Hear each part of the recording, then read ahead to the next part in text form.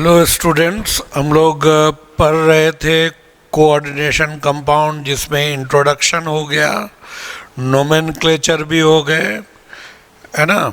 उसके बाद हम लोग थ्योरीज ऑफ कॉम्प्लेक्स कंपाउंड्स, उसमें एक थ्योरी हम लोगों ने पढ़ा EAN रूल। EAN रूल और अभी हम लोग पढ़ेंगे वर्नर्स थ्योरी। ये दोनों थ्योरी इस बात से रिलेटेड है कि कोई मेटल कॉम्प्लेक्स क्यों बनाता है, कॉम्प्लेक्स कंपाउंड क्यों बनाता है। इसका आंसर इन दोनों थ्योरी में मिलेगा। हालांकि इन दोनों थ्योरी के कुछ डिमेरिट्स हैं, लेकिन फिर भी कोई भी मेटल कॉम्प्लेक्स कंपाउंड क्यों बनाएगा, उसका आंसर इसी दो थ्योरी में मिलता है। इसके बाद जो आगे पढ़ेंगे वो कि कॉम्प्लेक्स में बॉन्डिंग कैसे होगा, है ना, मेटल और लिगैंड के बीच बॉन्ड कैसे बनेगा, उससे रिलेटेड पढ़ेंगे।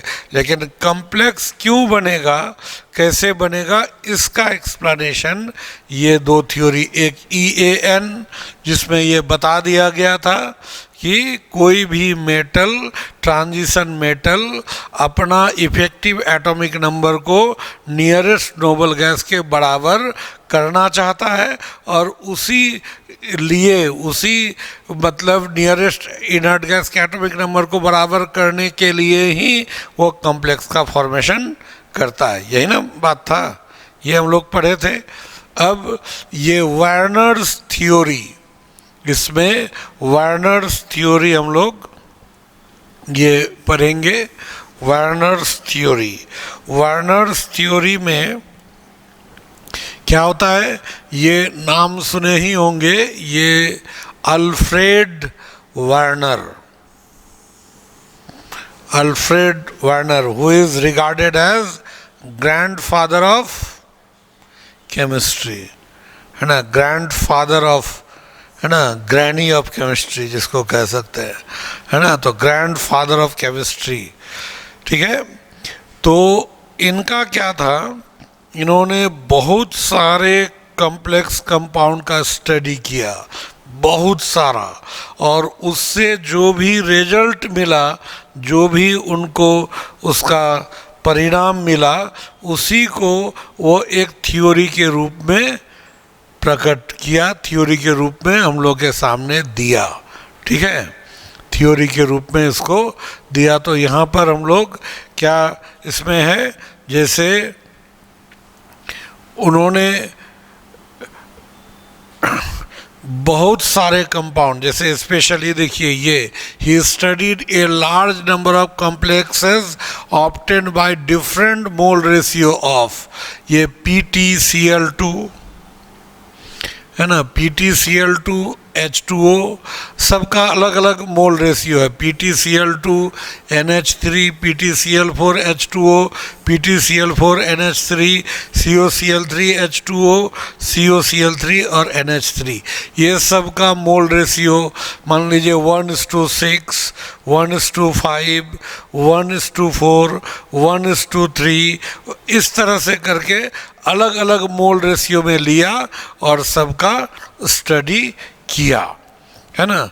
तो इसका स्टडी करने पर जो भी रिजल्ट आया, उसी को एक थ्योरी के रूप में लिया। जैसे एक सिंपल सा जो आपके NCERT में ये COCl3 और NH3 पर वर्क दिया हुआ है, तो देखिए कंपाउंड यहाँ क्या लिया गया, COCl3 और NH3, क्या कौन सा मोल रेशियो है,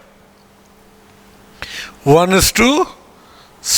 इसका एक, तो इसका कितना 6 मोल लिए, तो उसका कलर येलो आया, और इसको जब हम लोग 1:6 में मिक्स किए, कलर येलो आया, और जब इसका रिएक्शन कराया गया AgNO3 से, तो AgNO3 के साथ रिएक्ट कराने पर 3 मोल AgCl दिया, है ना। इसका 1:6 के रेशियो में लिया गया, और इसका 1 मोल लिए और उसको AgNO3 से रिएक्शन कराने पर यहाँ कितना मोल AgCl बना, white from 1 mole of the compound, 1 mole of the complex, moles बना। और आयंस कितने बने? 4। ये आयन 4 बने 3 बने, ये कहाँ से कैसे डिसाइड करते हैं?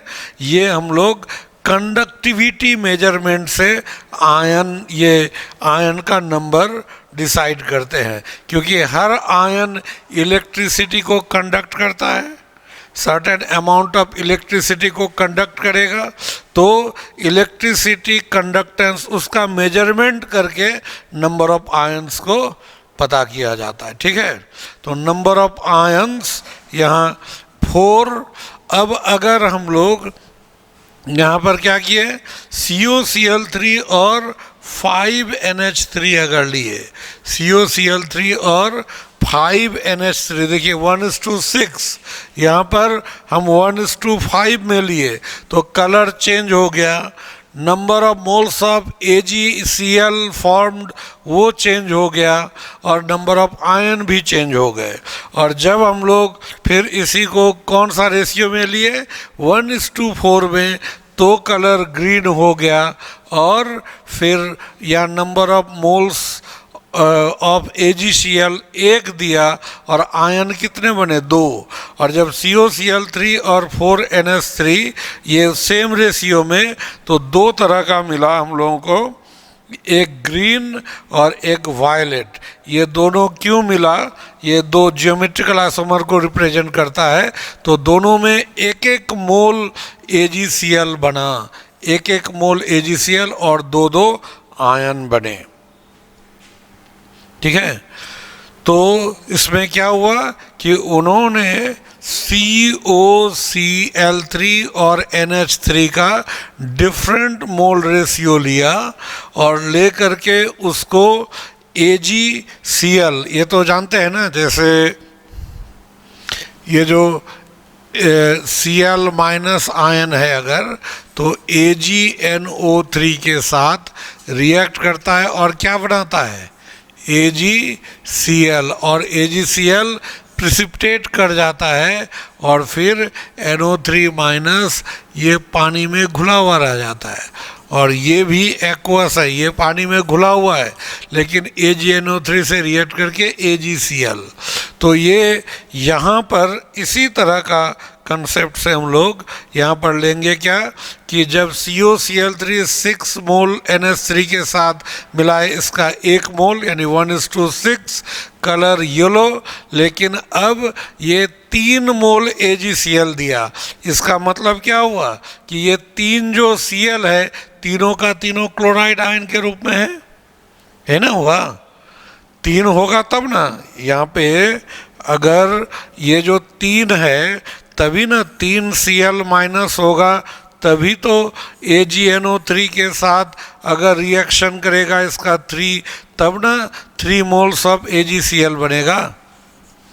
अब यहाँ पर देख रहे हैं कि 2 ही मोल AgCl दिया, 2 मोल AgCl मतलब है तो क्लोरीन, यहाँ भी 3, यहाँ 3 था तो 3 दिया, यहाँ 3 है 2 ही दे रहा है ना, 2 ही दे रहा है।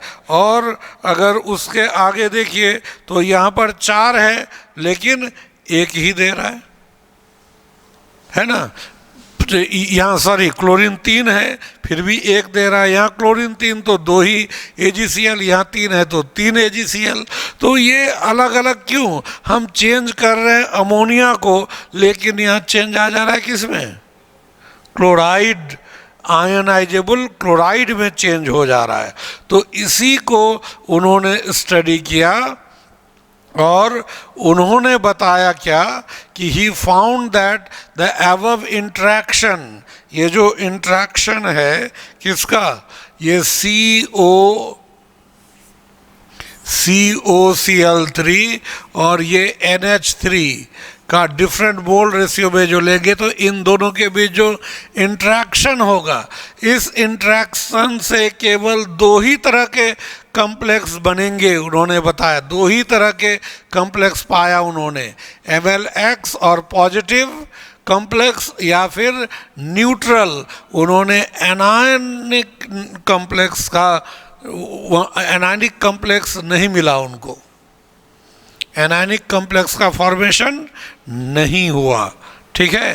तो उन्होंने ये जो दोनों को मिलाया अलग अलग मोल रेशियो में, तो इसका इंट्रैक्शन से उन्होंने जो कॉम्प्लेक्स देखा, उस कॉम्प्लेक्स में देखा कि दो ही तरह के सिर्फ कॉम्प्लेक्स बनते हैं, एक कैटायनिक कॉम्प्लेक्स और न्यूट्रल कॉम्प्लेक्स।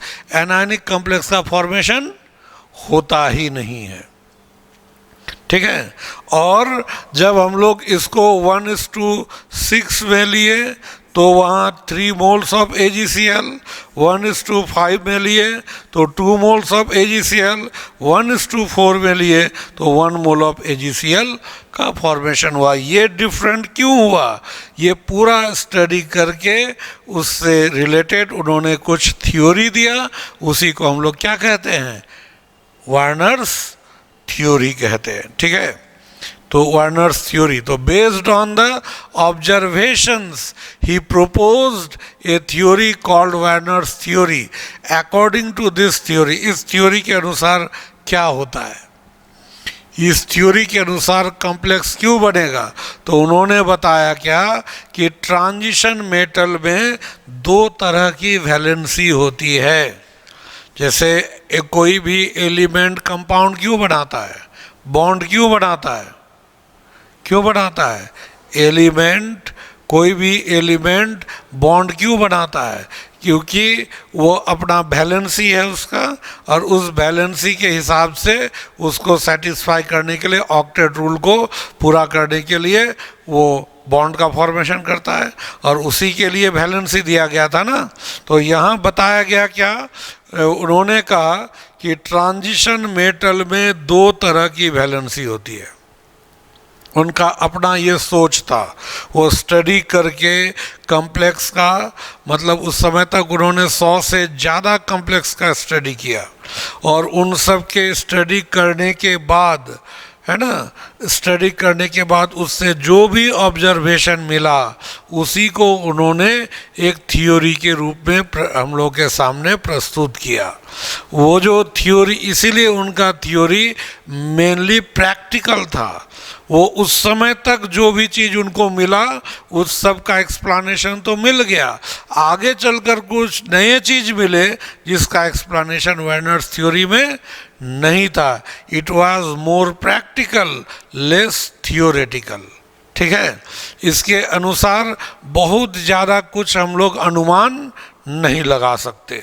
उस समय तक जितना कॉम्प्लेक्स था उसका स्टडी करके जो भी ऑब्जर्वेशन मिला उसी को उन्होंने एक थ्योरी के रूप में दिया।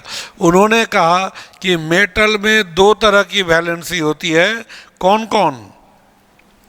एक को कहा प्राइमरी वैलेंसी, है ना, प्राइमरी वैलेंसी, और एक को सेकेंडरी या ऑक्सिलरी, है ना, ऑक्सिलरी वैलेंसी, है ना, प्राइमरी वैलेंसी और सेकेंडरी या ऑक्सिलरी वैलेंसी, ठीक है।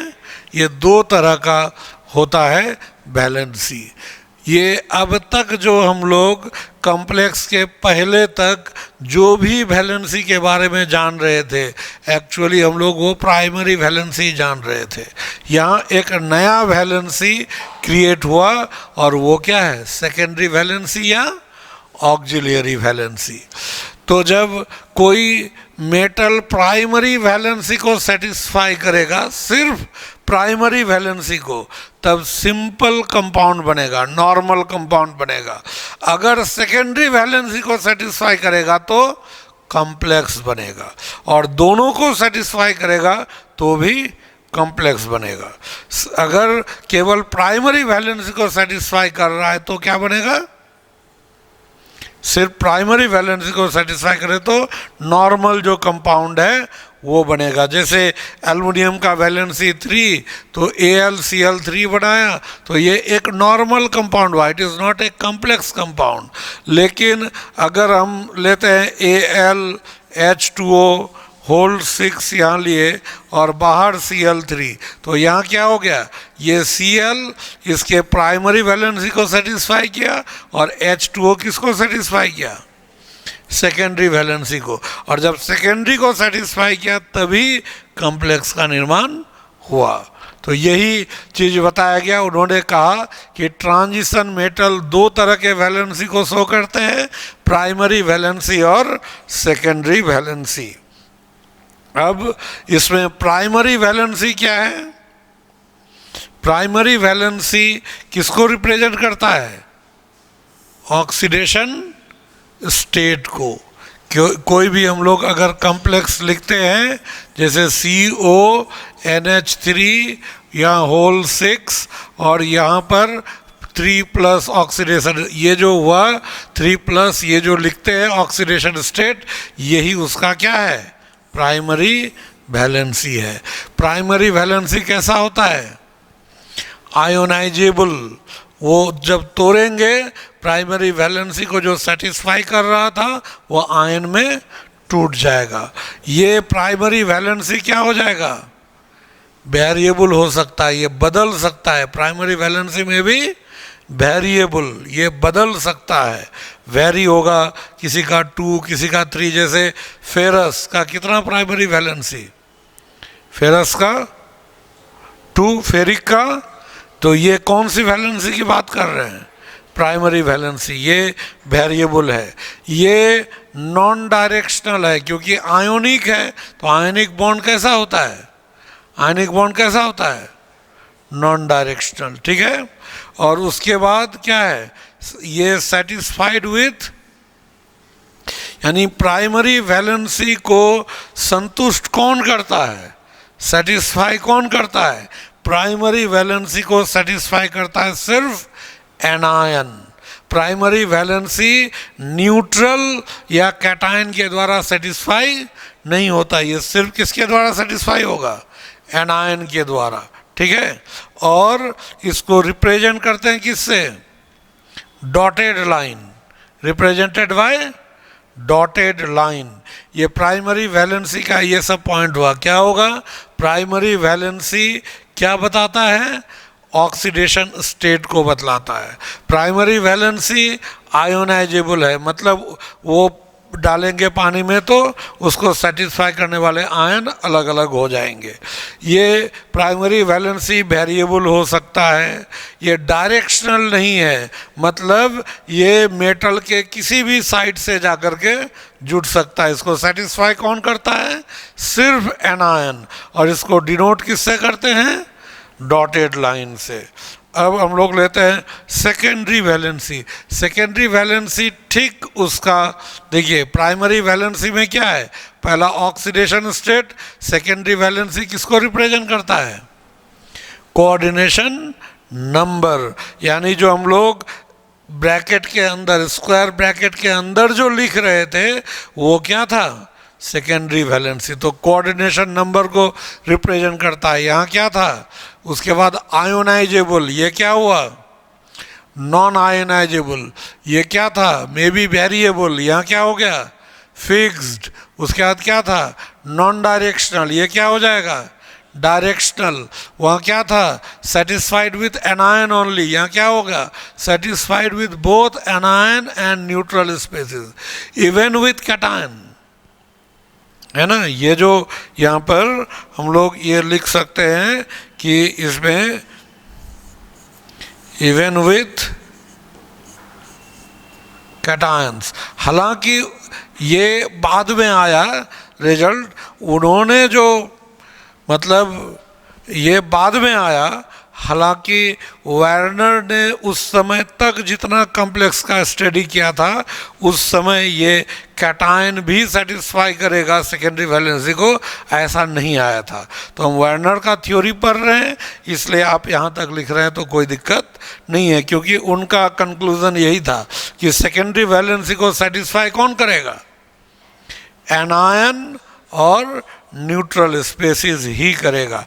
और इसको रिप्रेजेंट करते हैं सॉलिड लाइन, ठीक है। सॉलिड लाइन से उसको एकदम सीधा ऐसे सॉलिड लाइन से, ये डायरेक्शनल होने का रिप्रेजेंटेशन है। और अगर हम लोग उधर लिखते हैं तो यहाँ पर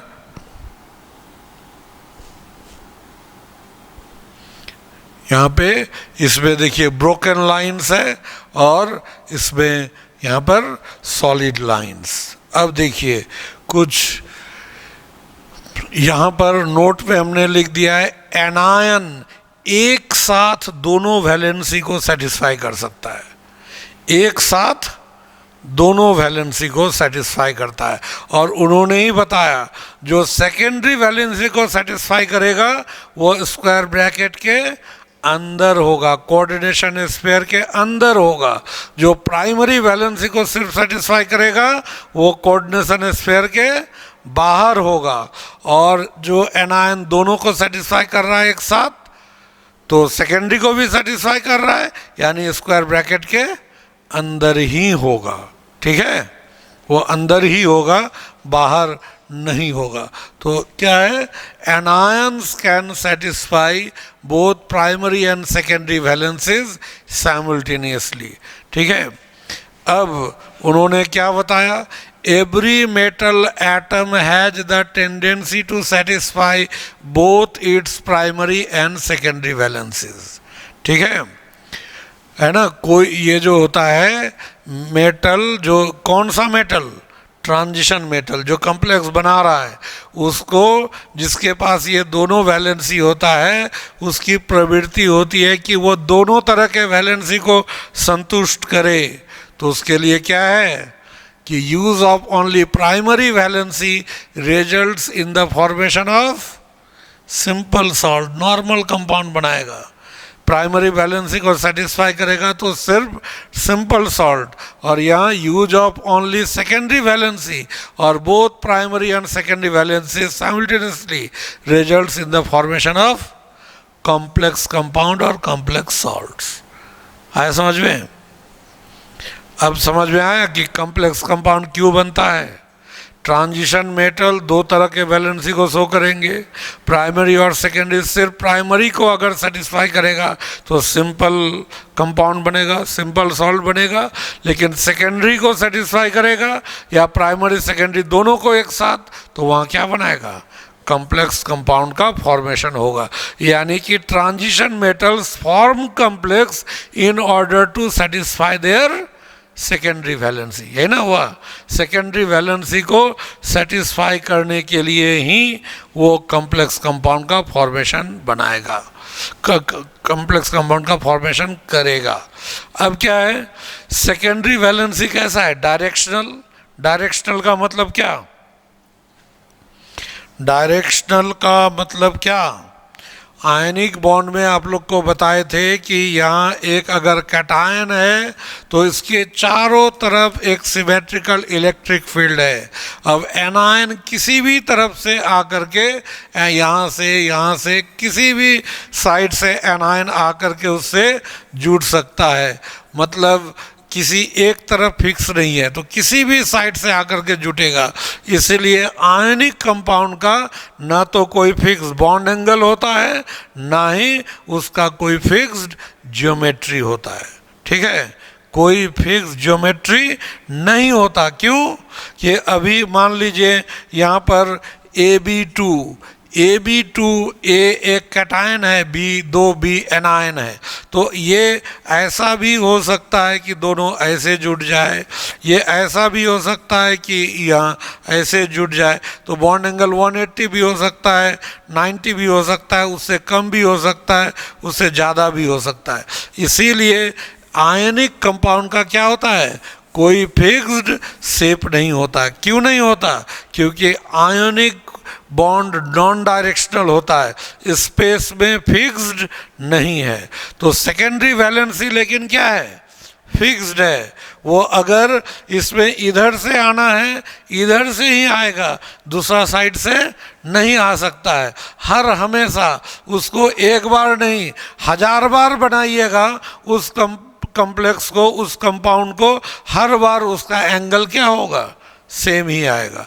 लेकिन आयनिक कंपाउंड में बनाइएगा, अगर मान लीजिए MgCl2 बना रहे हैं तो अलग अलग बार हो सकता है उसका एंगल अलग अलग आ जाए, चेंज हो जाए। तो ionic compound do not have any fixed bond angle, do not have any fixed geometry, क्योंकि वो बॉन्ड नॉन डायरेक्शनल है, किधर से क्लोरीन आ जाएगा कोई फिक्स्ड नहीं है। लेकिन जो सेकेंडरी वैलेंसी है वो डायरेक्शनल है, वो एकदम फिक्स्ड डायरेक्शन से ही आएगा, इसलिए कॉम्प्लेक्स का एक फिक्स्ड ज्योमेट्री होगा, और फिक्स ज्योमेट्री होने के वजह से ही वो आइसोमेरिज्म भी शो करेगा, क्योंकि आइसोमेरिज्म किसका कैरेक्टर है, डायरेक्शनल बॉन्ड का ही कैरेक्टर है।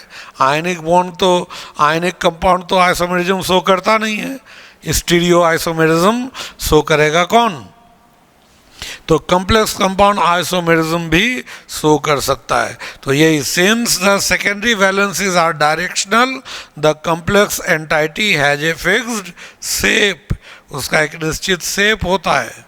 अब देखिए, और शेप क्या क्या होगा ये भी उन्होंने क्लियर कर दिया कि अगर सेकेंडरी वैलेंसी 2 है तो शेप क्या होगा, लीनियर। सेकेंडरी वैलेंसी अगर 4 है तो स्क्वायर प्लैनर या क्या हो जाएगा, स्क्वायर प्लैनर और टेट्राहेड्रल होगा, दोनों में से कोई भी हो सकता है, या दोनों। और अगर यहाँ 5 है सेकेंडरी वैलेंसी तो ट्राइगोनल बाई पिरामिडल होगा, और अगर 6 है तो ऑक्टाहेड्रल होगा। मतलब सेकेंडरी वैलेंसी फिक्स्ड है, और जो ये फिक्स्ड है तो उसका ज्योमेट्री भी क्या है, फिक्स्ड है। ये चीज़ बताया गया कि सेकेंडरी वैलेंसी 2 तो लीनियर, मतलब AgNH3 ये अगर लिए तो बताइए ये कैसा होगा, वर्नर थ्योरी के अनुसार कोऑर्डिनेशन नंबर 2 है, यही है सेकेंडरी वैलेंसी, तो ये क्या हो जाएगा, लीनियर होगा, ठीक है। उसी तरह NiCl4 या NiNH3 और यहाँ होल 4 डबल प्लस, तो यहाँ क्या होगा, 4 है, या तो स्क्वायर प्लैनर होगा या टेट्राहेड्रल होगा, क्या होगा ये आगे हम लोग डिसाइड करेंगे। ये अगर 5 है तो क्या होगा, ट्राइगोनल बाइपिरामिडल, 6 होगा तो क्या होगा, ऑक्टाहेड्रल। उन्होंने बस इतना ही बताया कि ये सेकेंडरी वैलेंसी और इसका करस्पॉन्डिंग शेप यही होगा, उन्होंने ये बताया। अब तो ये उसका वार्नर्स थ्योरी था, एक बार फिर सम अप कर देते हैं। वार्नर थ्योरी, उन्होंने बहुत सारे कॉम्प्लेक्स का स्टडी किया और उन्होंने PtCl2, H2O PtCl2 और NH3 PtCl4, H2O PtCl4, NH3 COCl3, H2O COCl3 और NH3 के डिफरेंट मोल रेशियो में लेकर कॉम्प्लेक्स का स्टडी किया, AgNO3 के साथ उसका इंट्रैक्शन करवाया और उससे जो रिजल्ट आया उसको एक थ्योरी के रूप में प्रस्तुत किया, जिसको हम लोग वार्नर्स थ्योरी कहते हैं। इसके अनुसार ट्रांजिशन मेटल में 2 तरह का वैलेंसी होता है, प्राइमरी और secondary. Primary oxidation, primary valency oxidation state को रिप्रेजेंट करता है, आयोनाइजेबल होता है, वेरिएबल हो सकता है ना, और वो नॉन डायरेक्शनल होता है, और इसलिए ये non directional satisfied with anion only, और उसको डॉटेड लाइन से रिप्रेजेंट करते हैं। और सेकेंडरी वैलेंसी क्या है, कोऑर्डिनेशन नंबर को बतलाता है, ये नॉन आयोनाइजेबल है, फिक्स्ड होता है और ये डायरेक्शनल है, ये कैटायन और न्यूट्रल के, ये सॉरी एनायन और न्यूट्रल दोनों के द्वारा सेटिस्फाई हो सकता है, इसको सॉलिड लाइन से रिप्रेजेंट करते हैं। जब कोई ट्रांजिशन मेटल सिर्फ अपने प्राइमरी वैलेंसी को संतुष्ट करता है तो सिंपल कंपाउंड बनता है, और जब सेकेंडरी को या सेकेंडरी और प्राइमरी दोनों को सेटिस्फाई करता है तो कॉम्प्लेक्स कंपाउंड का निर्माण होता है। कॉम्प्लेक्स कंपाउंड बनाने में सेकेंडरी वैलेंसी का इम्पॉर्टेंट रोल है। सेकेंडरी वैलेंसी डायरेक्शनल है, इसलिए हर कोऑर्डिनेशन स्फीयर का, हर कोऑर्डिनेशन एंटाइटी का एक फिक्स्ड ज्योमेट्री होता है, और इसलिए वो स्टीरियो आइसोमेरिज्म भी शो कर सकते हैं, ठीक है। तो अब determination of the structure of a complex on the basis of Werner's theory. अब किसी का स्ट्रक्चर निकालेंगे, किसके अनुसार?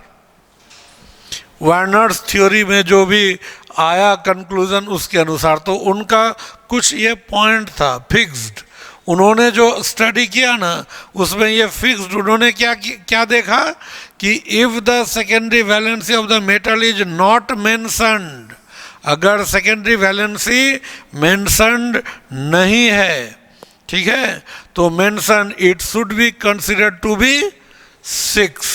उन्होंने ये डिक्लेयर कर दिया, क्योंकि वो कुछ ही ना कॉम्प्लेक्स का स्टडी किए थे, तो उसमें जो जो मिला उसी को वो थ्योरी में, तो उन्होंने बताया कि जिन भी वो जो प्लैटिनम और कोबाल्ट के कंपाउंड का स्टडी किया था उन्होंने, तो उन्होंने बताया कि अगर मेटल का कोऑर्डिनेशन नंबर फिक्स नहीं दिया हुआ है, आपको कहीं स्टेटमेंट में नहीं दिया हुआ है, तो उसको क्या मान लें?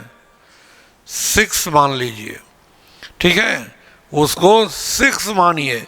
और कोई भी मेटल पहले सेकेंडरी वैलेंसी को सेटिस्फाई करने को प्रेफरेंस देगा, तब प्राइमरी वैलेंसी को। पहले किसको? सेकेंडरी को, ठीक है, सेकेंडरी को वो पहले सेटिस्फाई करेगा।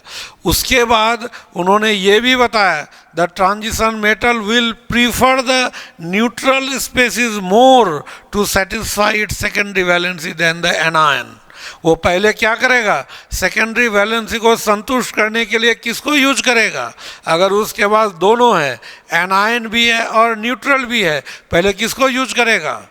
न्यूट्रल को यूज करेगा। जब न्यूट्रल खत्म हो जाएगा तब वो किसको यूज करेगा? एनायन को। पहले न्यूट्रल के रहते हुए एनायन को यूज नहीं करेगा। आया समझ में कि उन्होंने ये दो एजम्पशन, ये जो पूरा स्टडी करके ये कंक्लूजन है, ये बताया उन्होंने कि अगर आपको पता नहीं है कि मेटल का सेकेंडरी वैलेंस या कोऑर्डिनेशन नंबर क्या है, तो उसको क्या मान लेना है? 6 मान लेना है। और मेटल अपने सेकेंडरी वैलेंसी को सेटिस्फाई करने के लिए अगर उसके पास न्यूट्रल और एनायन दोनों उपलब्ध है, तो पहले किसका इस्तेमाल करेगा? न्यूट्रल का। जब न्यूट्रल ख़त्म हो जाएगा और तब अभी भी सेकेंडरी वैलेंसी बचा हुआ है सेटिस्फाई करने के लिए, तब किसका इस्तेमाल करेगा? एनायन का इस्तेमाल करेगा। पहले ही वो एनायन का इस्तेमाल नहीं करेगा, ठीक है। तो अब देखिए यहाँ पर ये हम लोग लिए यहाँ पर क्या COCl3 6NH3, ये कितना 1:1:6 के रेशियो में लिया गया। ऐसे जो लिखते हैं COCl3 6NH3, इसको कंडेंस्ड नोटेशन कहते हैं, कंडेंस्ड फार्मूला। और जब स्क्वायर ब्रैकेट और अलग अलग लिखते हैं तो इसको क्या कहते हैं? कॉम्प्लेक्स नोटेशन कहते हैं, ठीक है। तो इन्होंने क्या बताया था, बताइए क्या कहा था कि CO का सेकेंडरी वैलेंसी कितना होगा? कहीं तो इतना ही दिया हुआ है, तो कहीं तो क्लियर नहीं है, तो कितना मानेंगे? 6 मानेंगे। और उस 6 को सेटिस्फाई करने के लिए पहले किसका इस्तेमाल करेगा?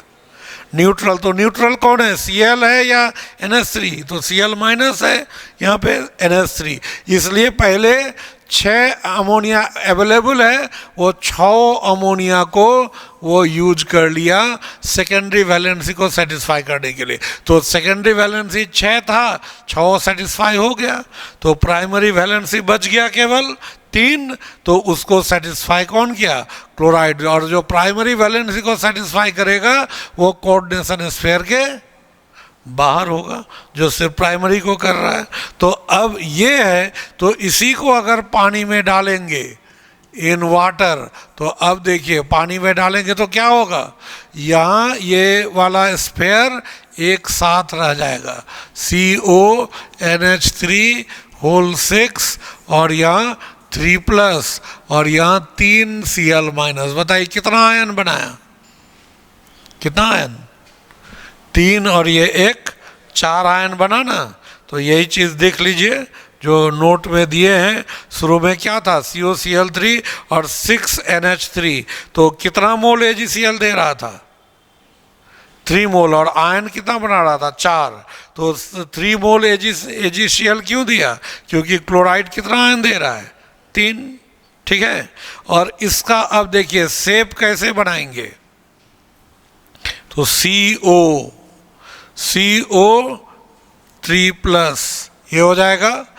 अब यहाँ क्या होगा, 6NH3 है, इसके चारों तरफ NH3 रहेगा, तो NH3 जो रहेगा एक ही तरफ से नहीं आएगा, NH3 इस तरह से जुटेगा कि 2 NH3 के बीच एक दूरी रहे, ताकि उसमें रिपल्सन कम से कम हो। तो इसलिए ये यहाँ पर हुआ NH3, फिर ऐसे हुआ NH3, ये फिर यहाँ पर होगा NH3, फिर यहाँ पर होगा NH3, और फिर क्या आ जाएगा, 6 है ना, यहाँ NH3 और यहाँ पर NH3, ये बन गया कॉम्प्लेक्स। ये सॉलिड लाइन है, किसको रिप्रेजेंट किया,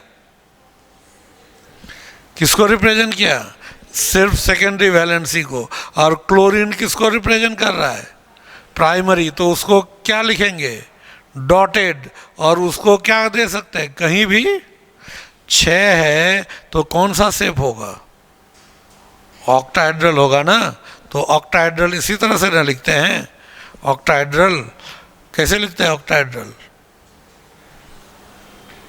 एक स्क्वायर बेस, एक ऊपर और एक नीचे, है ना। तो ये जो आपको यहाँ पर ये जो होगा, ये स्क्वायर बेस हो गया, स्क्वायर बेस हो गया, और ऑक्टाहेड्रल आप ऐसे जोड़ दीजिएगा, ऐसे, फिर इस तरह से, फिर उसी तरह से इसको जोड़ देंगे, इसको, ये ऑक्टाहेड्रल, ये हो जाएगा, ऐसे ऑक्टाहेड्रल हो गया। और बाकी क्या है, 3 आपको क्लोरीन है, 3 क्लोरीन, तो क्लोरीन किसको सेटिस्फाई कर रहा है, प्राइमरी वैलेंसी, तो उसका कहाँ देंगे, वो तो नॉन डायरेक्शनल है, कहीं भी दे सकते हैं, किसी भी तरफ दे दीजिए, आप यहाँ दे दीजिए डॉटेड लाइन से Cl-, और कहीं भी इधर दे दीजिए, है ना,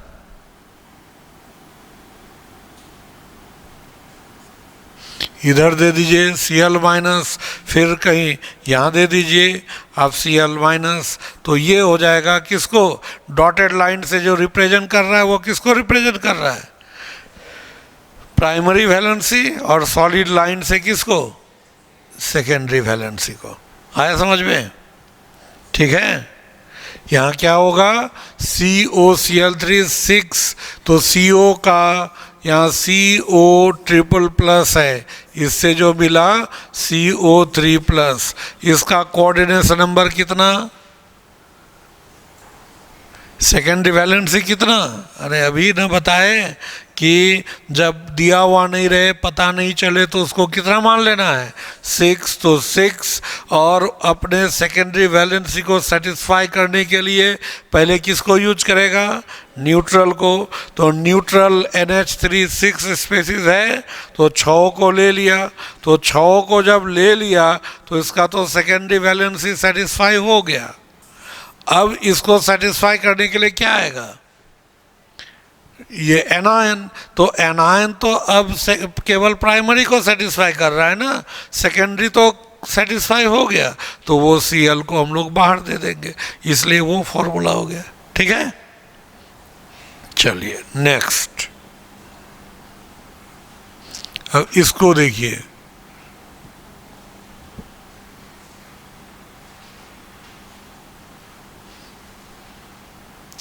इसको देखिए, यहाँ पर फिर उसी तरह से क्या हो जाएगा, CO3+, इसका कोऑर्डिनेशन नंबर कितना, यानी सेकेंडरी वैलेंसी 6, तो 6 है, लेकिन अमोनिया कितना अवेलेबल है, तो ये 5 ही को लेगा, तो क्या बनाएगा, यानी कि CO और NH3, तो यहाँ पर 5 आया, लेकिन इसका तो 6 है, एक तो बच गया। अब उस एक को बैलेंस कौन करेगा? एनायन, एक Cl। तो एक Cl तो अंदर ले लेंगे हम लोग, नहीं ले लेंगे तो तब ना 6 बैलेंस हुआ। तो अब 3 क्लोरीन में से एक अंदर ले लिए तो बाहर कितना होगा? 2 Cl आ जाएगा, यानी कि Cl2 हो जाएगा, ये कॉम्प्लेक्स बनेगा। तो यही चीज यहाँ लिखा गया है। आया समझ में? अब इसका क्या स्ट्रक्चर बनाइएगा? तो फिर वैसे ही बनाएंगे क्या? CO3+ और पहले अमोनिया ले लेते हैं हम लोग, फिर क्या हो जाएगा? फिर अमोनिया, फिर यहाँ पर ले लेंगे अमोनिया, और 5 है तो 5 एक ऊपर ले लिए, और एक अमोनिया एक को सेटिस्फाई कौन कर रहा है? Cl-, ये होगा ना। लेकिन Cl- ये माइनस है तो प्राइमरी वैलेंसी को सेटिस्फाई करेगा ही करेगा, लेकिन ये प्राइमरी के साथ साथ, तो इसलिए यहाँ क्या करेंगे? डॉटेड लाइन भी देंगे। सॉलिड और डॉटेड लाइन दोनों देने का क्या मतलब हुआ? ये प्राइमरी को भी सेटिस्फाई कर रहा है और सेकेंडरी को। बाकी कितना बचा? 2 क्लोरीन, वो किसको सेटिस्फाई कर रहा है? सिर्फ प्राइमरी, तो इसलिए सिर्फ डॉटेड लाइन देंगे। कहीं भी, इधर भी हम लोग दे सकते हैं Cl-। तो ये स्ट्रक्चर होगा। तो इसमें आयोनाइजेबल कितने हुए? ये केवल ये 2 सिर्फ प्राइमरी वैलेंसी, ये तो टूटेगा नहीं, तो ये टूटेगा। ये कितने क्लोराइड आयन देंगे? 2। तो बताइए, इसको अगर एक्सेस ऑफ AgNO3 से रिएक्शन कराया जाए कितना मोल AgCl देगा? 2 ही मोल देगा, क्योंकि 2 ही क्लोराइड कोऑर्डिनेशन स्फीयर के बाहर है। आया समझ में? ठीक है। तो ये उसका स्ट्रक्चर। नेक्स्ट उसके आगे यहाँ देखिए, इसमें अब क्या किए हम लोग? COCl3 और 1:4, तो यहाँ पर फिर आया CO3+। इसका भी ये मान लीजिए यहाँ पर सेकेंडरी वैलेंसी क्या है? सेकेंडरी वैलेंसी इसका भी 6 है। तो पहले इसको सेटिस्फाई करेगा तो CO, लेकिन पहले न्यूट्रल को प्रीफर करेगा, लेकिन न्यूट्रल यहाँ 4 ही है, तो 4 ही सेटिस्फाई, 2 बच गया ना। तो उस 2 को सेटिस्फाई करने के लिए कौन आएगा? क्लोरीन। तो 2 क्लोरीन वो अंदर ले लिया। तो अब बचा क्या? 3 में से एक क्लोरीन बाहर चला गया, तो ये हो जाएगा। तो यहाँ बताइए कितने आयन बनेंगे? एक कॉम्प्लेक्स और एक Cl बाहर, एक ही क्लोराइड आयन देगा ना, एक ही क्लोराइड आयन देगा। तो अब बताइए अमोनिया किसको सेटिस्फाई कर रहा है? न्यूट्रल है तो सिर्फ सेकेंडरी वैलेंसी को। Cl एनायन है और कोऑर्डिनेशन स्फीयर के अंदर है, तो प्राइमरी को भी और सेकेंडरी को भी, और स्क्वायर ब्रैकेट के जो बाहर है वो सिर्फ प्राइमरी को। तो इसका स्ट्रक्चर क्या होगा? फिर बताइए, CO3+, पहले 4 अमोनिया, ये हो गया अमोनिया, एक दूसरे से मैक्सिमम दूरी पर NH3, फिर यहाँ पर हो जाएगा NH3, फिर क्या हो जाएगा? अब यहाँ पर इसमें 2 क्लोरीन ऐसे दे दिए हम लोग Cl-, लेकिन ये प्राइमरी और सेकेंडरी दोनों को, और एक बचा, एक क्लोरीन कहीं पर हम लोग दे देंगे। तो ये कॉम्प्लेक्स हुआ। बताइए, इसको अगर पानी में डालेंगे सिर्फ एक ही Cl- देगा, इसीलिए ये क्या हो जाएगा? ये एक ही AgNO3 के साथ एक ही AgCl बनाएगा। ठीक है। ये अब अगर हम लोग इसी तरीके से, आप देखिए यहाँ लेते हैं क्या, अब 1:3 के रेशियो में लिए तो क्या होगा? 1:3 के रेशियो में लेंगे तो क्या होगा? यहाँ CO ट्रिपल प्लस है तो इसका सेकेंडरी वैलेंसी कितना? 6। तो पहले वो न्यूट्रल को प्रीफर करेगा तो 3 अमोनिया तो ले लिया और अब बचा क्या? 3 वैलेंसी अभी बचा हुआ है तो 3 क्लोरीन है, ये ले लिया। अब बताइए एक भी क्लोरीन कोऑर्डिनेशन स्फीयर के बाहर है तो क्या ये एक भी क्लोराइड आयन प्रोवाइड करेगा? पानी में टूटने पर नहीं करेगा। तो क्या यह AgNO3 के साथ रिएक्ट करके AgCl प्रेसिपिटेट देगा? नहीं देगा, है ना। तो आपको अगर पूछा जाए कि इस तरह से क्वेश्चन COCl3 6NH3 फिर COCl3 और 5NH3 फिर दिया गया है COCl3 और 4NH3 और यहाँ COCl3 और 3NH3 कहेगा इसमें सबसे ज़्यादा इलेक्ट्रिसिटी को कौन कंडक्ट करेगा? तो जो सबसे ज़्यादा संख्या में आयन बनाएगा। तो ये कितने आयन बनाएंगे? 4, ये 3, ये 2 और ये एक भी नहीं, वो आयन होगा ही नहीं, वो तो न्यूट्रल हो जाएगा ना, तो वो आयन बनाएगा ही नहीं। तो सबसे कम कंडक्टिविटी इसका होगा, सबसे ज़्यादा कंडक्ट करेगा ये, सबसे कम ये। ऐसा क्वेश्चन पूछा जा सकता है। आप देख लीजिएगा क्वेश्चन बैंक सॉल्व कीजिएगा तो ऐसा क्वेश्चन मिलेगा ही मिलेगा कि कौन इलेक्ट्रिसिटी को सबसे ज़्यादा कंडक्ट करता है, कौन सबसे कम कंडक्ट करता है, ये निकाल सकते हैं ना इस तरह से। ठीक है, पहले क्या करना है? अब मान लीजिए आपको इसी तरह से स्ट्रक्चर दिया है PtCl4 और यहाँ 4NH3, बताइए तो ये कितना क्लोराइड आयन देगा? कितना देगा बताइए? इसका तो नहीं दिया हुआ है कोऑर्डिनेशन नंबर, तो कितना मानना है? 6। तो Pt+4 है तो Pt हुआ और 6, तो न्यूट्रल को पहले प्रीफर करेगा। तो न्यूट्रल अमोनिया तो 4 ही ना है, तो 4 ही है, तो बचा कितना? 2। तो 2 क्लोरीन ये ले लेगा और बाकी बचा 2 क्लोरीन बाहर। तो कितना आयन बनेगा? एक ये आयन और ये 2 आयन। कितना आयन बनाएगा? 3 होगा ना। तो इस तरह से हम लोग नंबर ऑफ आयन्स को फाइंड कर सकते हैं। ये आपको कोऑर्डिनेशन जैसे यही हम अभी लिए ही थे, इसमें क्या हो जाएगा बताइए? यहाँ पर भी क्या हो जाएगा? Pt और कोऑर्डिनेशन नंबर 6 है तो 6 अमोनिया मौजूद है, तो पहले 6 अमोनिया को ले लिया और 4 क्लोरीन यहाँ चला गया। तो इसमें क्या हो जाएगा?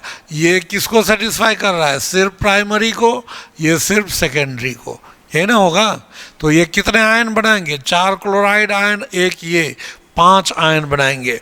तो ये रिएक्ट करेगा एक्सेस ऑफ AgNO3 से, तो कितना मोल AgCl देगा? 4 मोल AgCl देगा। और इसका शेप बना सकते हैं, तो शेप कैसे? Pt और वही NH3 6, NH3 ऐसे, फिर यहाँ NH3, फिर इधर NH3 होगा। और ये तो सॉलिड लाइन से ऐसे जुड़ जाएगा। और 4 क्लोरीन कहीं से भी दे दीजिए, यहाँ Cl- कहीं से भी, Cl- इधर दे दीजिए, Cl- वो कहीं भी दे सकते हैं, उसका कोई रेस्ट्रिक्शन नहीं है। यही ना बनेगा। और यहाँ +4, यही ना होगा। तो इस तरह से हम लोग सॉल्व कर सकते हैं।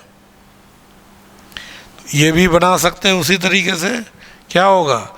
Pt का कोऑर्डिनेशन नंबर 6, तो पहले 5 अमोनिया आया, एक बच गया, तो एक को अब सेटिस्फाई करने के लिए कौन लिया? एक क्लोरीन ले लिया, तो बचा 4 में से 3 बाहर चला गया। तो कितना आयन बनेगा? 3 क्लोराइड और एक ये 4 आयन। उसी तरह से आगे अगर लीजिएगा, यहाँ क्या होगा, P4NH3 को लिया तो 6 कोऑर्डिनेशन नंबर, 4 लिया तो 2 इससे ले लेगा, 2 क्लोराइड बाहर चला जाएगा। उसी तरह से यहाँ पर देखिए 3 है तो 3 NH3 को लिया और क्लोरीन 4 में से 3 लेकर 6 पूरा किया, 1 क्लोराइड आयन बाहर चला गया।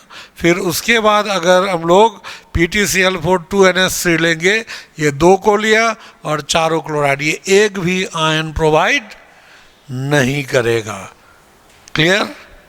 यही है वर्नर्स थ्योरी। अब यहाँ सम इम्पॉर्टेंट ऑब्जर्वेशंस, ये क्वेश्चन बनाने के लिए अब यहाँ पर वर्नर्स थ्योरी का कुछ इम्पॉर्टेंट ऑब्जर्वेशन, क्या ऑब्जर्वेशन है?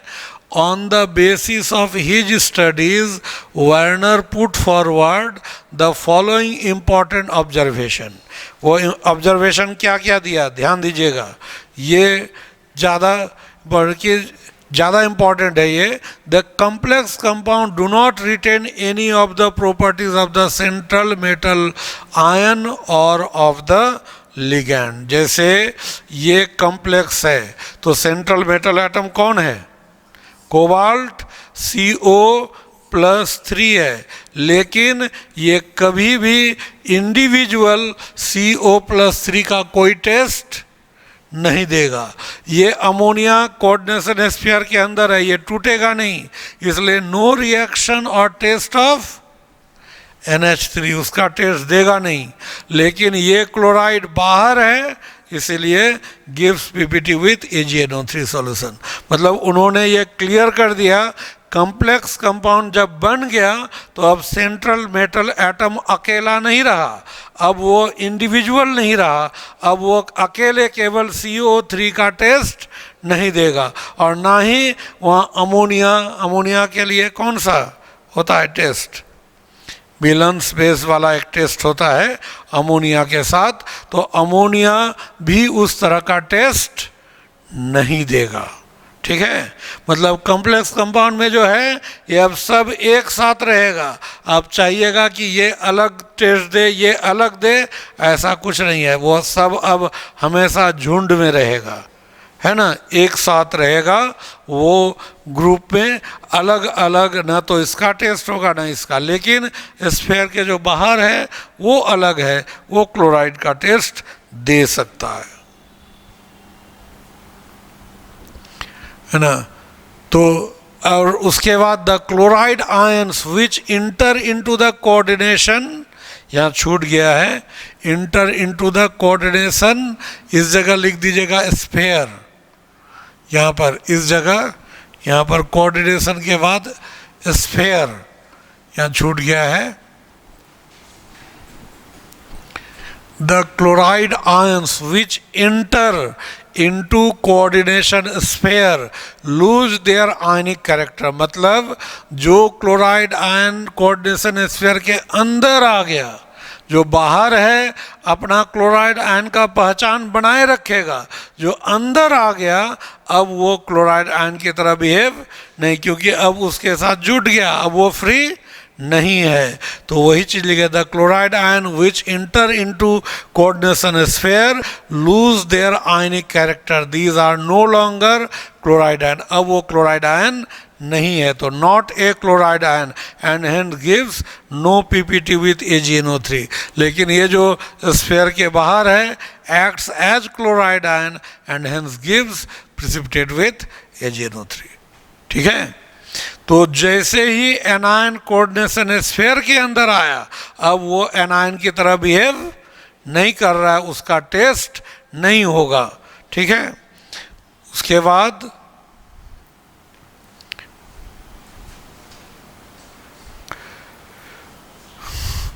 ये जो है ना, इट इज ऑल्सो पॉसिबल, मतलब ऐसा भी संभव है, और हुआ ही, हम लोग देखे भी कि ऐसा भी संभव है, to have in which some of the ligand may be neutral molecule and the rest may be anion.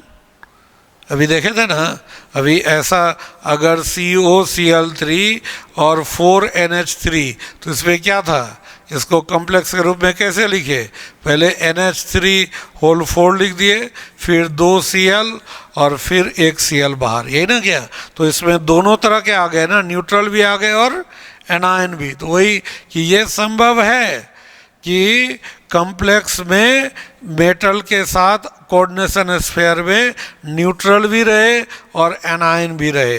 ऐसा अगर होगा तो उसको मिक्स्ड कॉम्प्लेक्स कहते हैं, या उसको क्या कहते हैं, हेट्रोलेप्टिक कॉम्प्लेक्स। ये बताए थे ना, होमोलेप्टिक हेट्रोलेप्टिक, इसको हेट्रोलेप्टिक कॉम्प्लेक्स कहते हैं।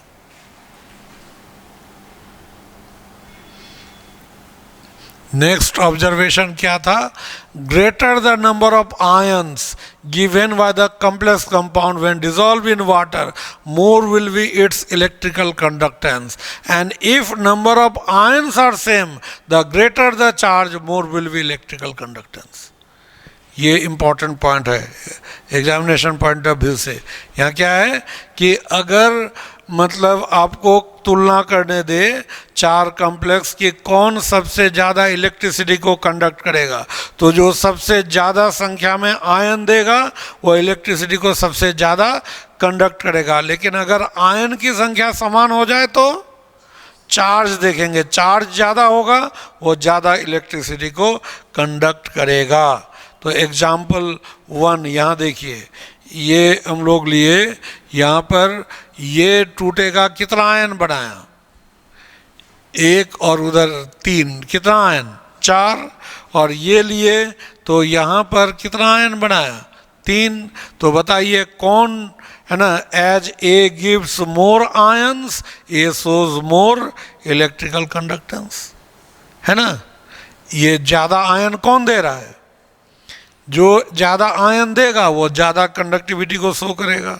दूसरा एग्जाम्पल 2 यहाँ देखिए, ये कितना आयन दे रहा है, 1 इधर 1 उधर, 2, ये टूटा, कितना आयन दे रहा है 2, लेकिन कंडक्टिविटी किसका ज़्यादा होगा, दोनों में नंबर ऑफ आयन बराबर, लेकिन यहाँ चार्ज 1 + 1 माइनस 2 + 2 माइनस, तो यहाँ चार्ज ज़्यादा हुआ।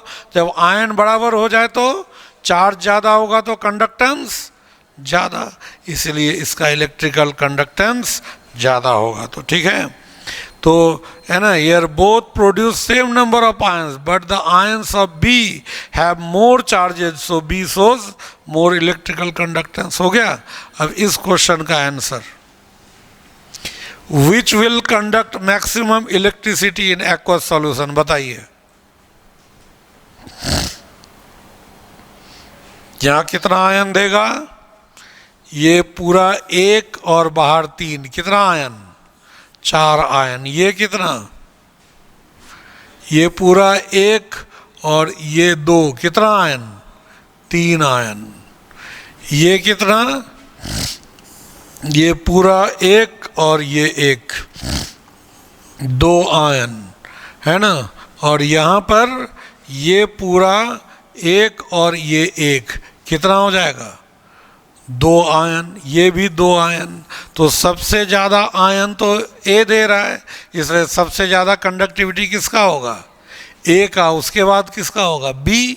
और सी और डी में क्या होगा, दोनों में नंबर ऑफ आयन बराबर, लेकिन यहाँ Cl माइनस है तो यहाँ 1 प्लस, और यहाँ क्या है, इधर SO4 डबल माइनस है तो यहाँ डबल प्लस, तो यहाँ चार्ज ज़्यादा, इसलिए यहाँ कंडक्टिविटी सबसे ज़्यादा किसका, ए का। ए के बाद बी का, बी के बाद कौन हो जाएगा, डी का, डी के बाद सबसे कम हो जाएगा सी का। ये इलेक्ट्रिकल कंडक्टेंस का ऑर्डर होगा। आए समझ में, ऐसे क्वेश्चंस पूछे जा सकते हैं। ठीक है,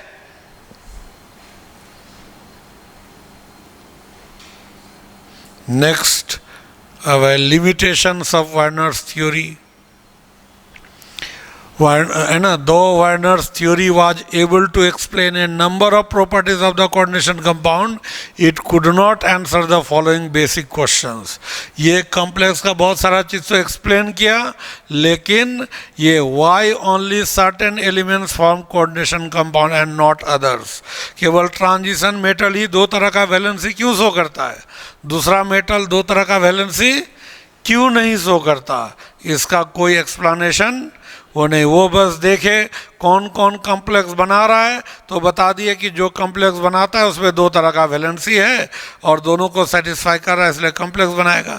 लेकिन हम अगर शुरू से सारा एलिमेंट को देखें, हम कैसे जानेंगे कि नहीं ये केवल प्राइमरी वैलेंसी शो करेगा और ये प्राइमरी और सेकेंडरी दोनों शो करेगा? ये तो क्लियर नहीं है, तो इसका आंसर नहीं दिया।